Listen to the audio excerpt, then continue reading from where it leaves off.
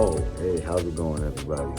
It's Michael Boy. I'm here with Read, Remember, Repeat, and we just want to let you guys know, we could be doing something selfish, things for ourselves, right? But we started a charity, and this is very unselfish on our part because what we want to do is give back to the kids, the youth, the orphanage, the homeless, the people that don't have those new ideas because they're stuck in a revolving door. So what we want you guys to do is definitely reach out to us. This is the link right here. Help us save a life. Click the link in bio. Read, remember, repeat. Welcome to the night show, gang. Read, remember, repeat. Read, remember, repeat. Read, remember, repeat. In that order. First, you got to read. Then you got to remember what you read. And you got to repeat it, man, because that keep it, locked in your brain. Once you got to be taught something once, right? After you taught it, you got to repeat it. So, it's a cycle. It's a lifestyle. It's a thing, right? If you do something repeatedly, it creates a habit, right? So read, remember, repeat, man. You want to get these ideas locked in your mind. And after you read something a second time, you find out something new in yourself. So we on How to Outwit the Devil by Napoleon Hill, or should I just say Outwitting the Devil, right? This is the secrets to freedom and success. So lock in, tap in. Let's go, family. It's your host with the most, Michael Mooga Boy. Let's get it. Q&A session. I am beginning to see your scheme. You use the churches to plant the seed of fear and uncertainty and indefiniteness in the minds of people. These negative states of mind cause people to form the habit of drifting. This habit crystallizes into permanency through the law of hypnotic rhythm. You see, habit crystallizes into permanency. These negative states of mind cause people to form the habit of drifting. The habit crystallizes into permanency through the law of hypnotic rhythm. Then the victim is helpless to help himself. Is that right? Hypnotic rhythm then is something to be watched and respected. Answer. A better way of stating the truth is that hypnotic rhythm is something to be studied, understood, and voluntarily applied to attain definite desired ends. If the force of hypnotic rhythm is not voluntarily applied to attain definite ends, may it be a great danger? Answer. Yes, and for the reason that it operates automatically. If it is not consciously applied to attain a desired end, it can and it will operate to attain undesired ends. Take the simple illustration of climate. For example, anyone can see and understand that nature forces every living thing and every element of matter to adjust itself to her climates. In the tropics, she creates trees which bear fruit and reproduce themselves. She forces the trees to adjust themselves to her scorching sun. She forces them to put out leaves suitable for protection against the rays of the sun. These same trees could not survive if removed to the Arctic regions where nature has established an entirely different climate. In the colder climate, she creates trees which are adjusted to survive and to reproduce themselves, but they could not survive if transplanted in the tropical regions. In the same manner, nature clothes her animals given to those in each different climate, a covering suited to their comfort and survival in that climate. In a similar manner, nature forces upon the minds of men the influences of their environment, which are stronger than the individual's own thoughts. Children are forced to take on the nature of all influences of those around them unless their own thoughts are stronger than the influences. Stop real quick, right? I just want to say that I personally believe that everything happens for a reason, right? And this just confirms it with the tree aspect, how certain trees are made for certain climates, right?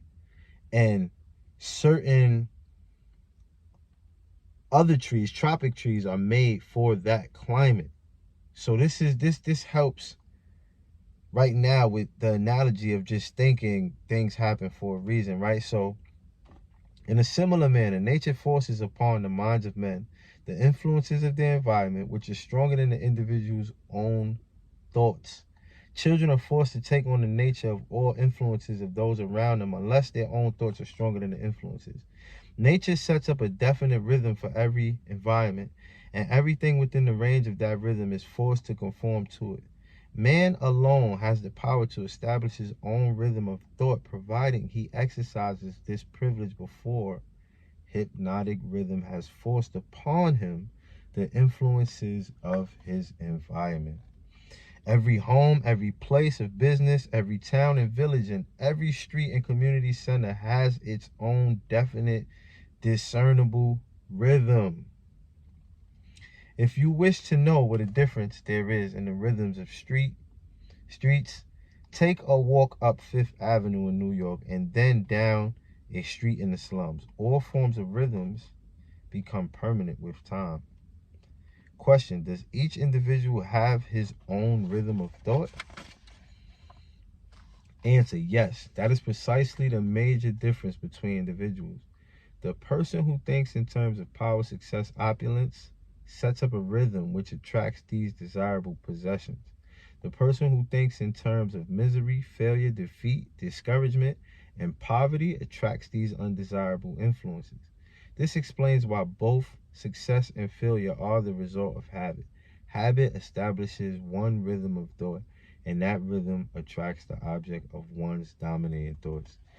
Family, it's that time of the day of, or should I say night, and we'll be right back.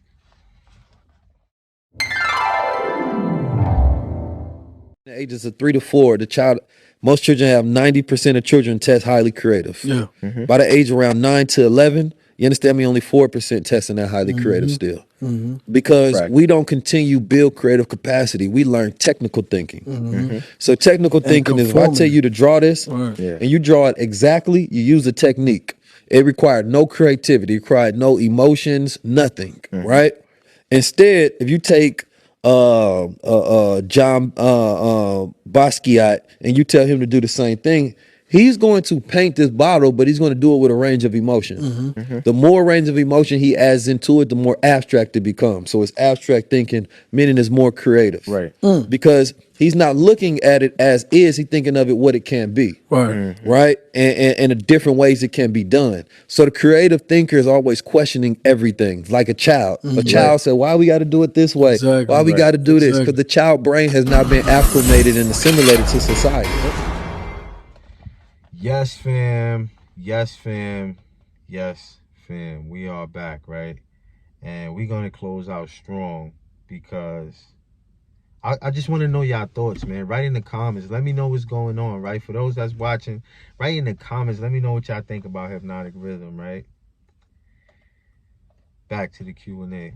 Question: hypnotic rhythm is something resembling a magnet which attracts things for which it has a magnetic affinity. Is that correct? Yes, that is correct. That is why the poverty-stricken herd themselves into the same communities. It explains that old saying, misery loves company. It also explains why people who begin to succeed in any undertaking find that success multiplies with less effort as time goes on.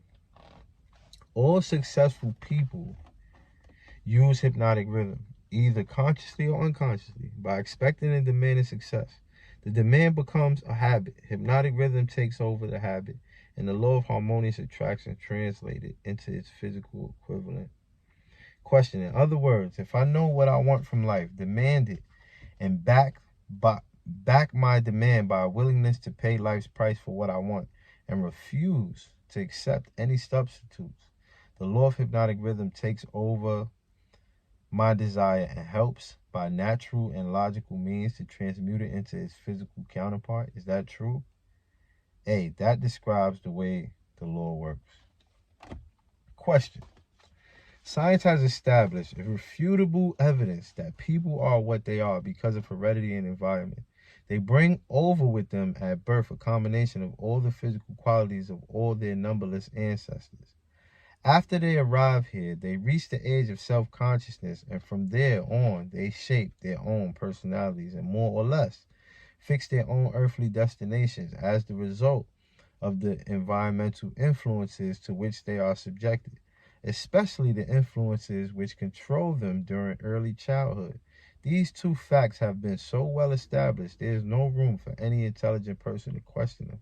How can hypnotic rhythm change the nature of a physical body, which is a combination of thousands of ancestors who have lived and died before one is born? How can hypnotic rhythm change the influence of one's environment? People who are born in poverty and ignorance have a strong tendency to remain poverty-stricken and ignorant all through life. What if anything can hypnotic rhythm do about this? Answer. Hypnotic rhythm cannot change the nature of the physical body one inherits at birth, but it can and it does modify, change, control, and make permanent one's environmental influences. Question. If I understand what you mean, a human being is forced by nature to take on and become a part of the environment he chooses, or the environment that may be forced upon him.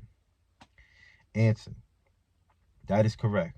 But there are ways and means by which an individual may resist the influences of an environment he does not wish to accept, and also a method of procedure by which one may reverse the application of hypnotic rhythm from negative to positive ends. Question. Do you mean that there is a definite method by which hypnotic rhythm can be made to serve instead of destroy one? Answer. I mean just that. Question. Tell me how this astounding end may be attained.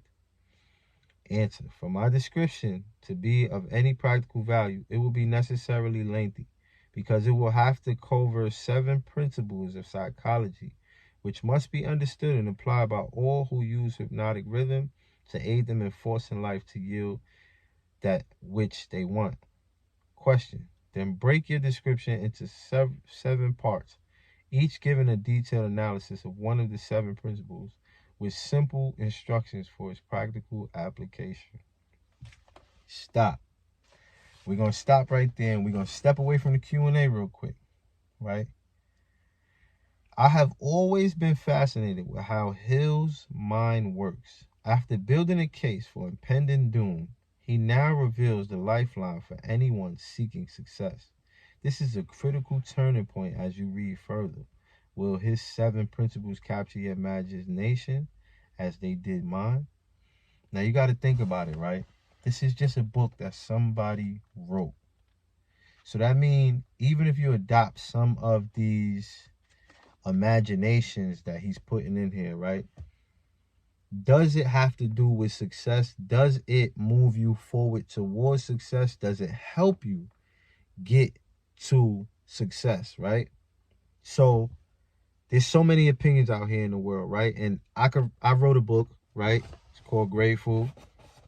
I keep one around, you know what I mean? Many people have ideas. Many people have opinions, right? So you have to listen to some things sometimes and see if it will help you move forward to where you're trying to go, right? So this book may not help every single person, but let's remember, Napoleon Hill has interviewed hundreds of successful people. So with that information, right, all of that is stored in his storehouse of memory and notes, and he put down all of this in his work. So now you would think, right, if you interviewed 100 successful people, right, you would know more likely how to get to success, right? Who knows though, right? But this right here is definitely something that will make you think. And if it makes you think think about it and see if this will take you closer to your direction. Family, we on chapter 8, Definiteness of Purpose. And it is your host with the most, Michael Mugger Boy. And this is another episode of Read, Remember, Repeat. See you guys tomorrow. Gang.